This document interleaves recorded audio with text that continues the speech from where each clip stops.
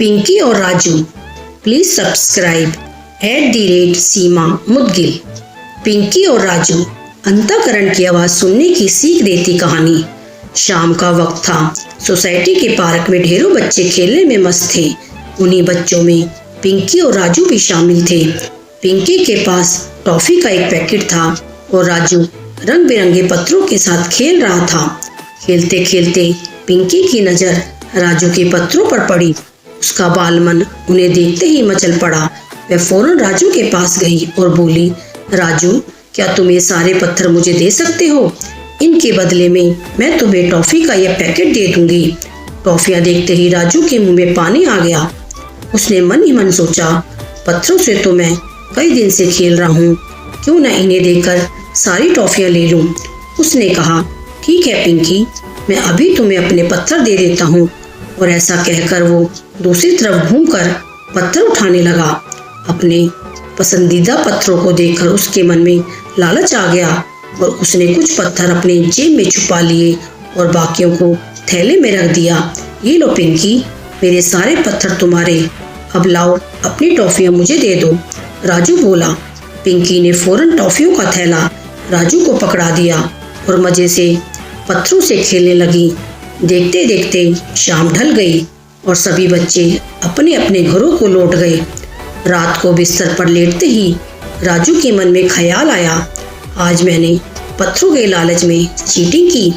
उसका मन उसे कचोटने लगा। फिर वह खुद को समझाने लगा, क्या पता जिस तरह मैंने कुछ पत्थर छुपा लिए थे, पिंकी ने भी कुछ टॉफियां छुपा ली हों।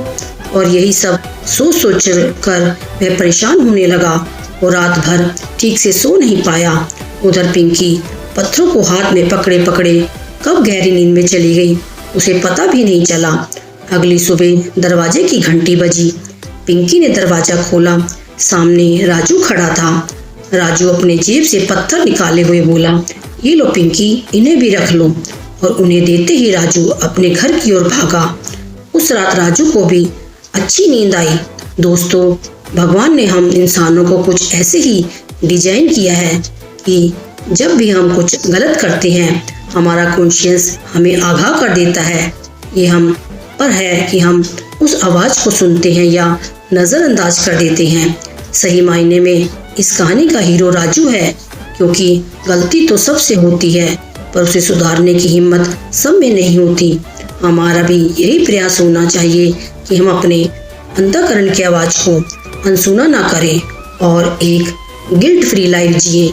याद रखिए, शुद्ध अंतःकरण ही सबसे नर्म तकिया होता है। आपसे निवेदन है कि कृपया हमारे चैनल @सीमा मुदगिल को लाइक एवं सब्सक्राइब कीजिए और नई नई कहानियाँ पढ़िए, देखिए और सुनिए। यह कहानियाँ जो कि उदाहरण के रूप में हैं, यदि आप अपने बच्चों को और समाज में सुनाते हैं तो निश्चित ही सभी का बेहतर चित्त एवं चरित्र निर्माण होगा।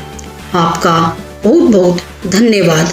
आपकी सेवा में सीमा मुदगिल।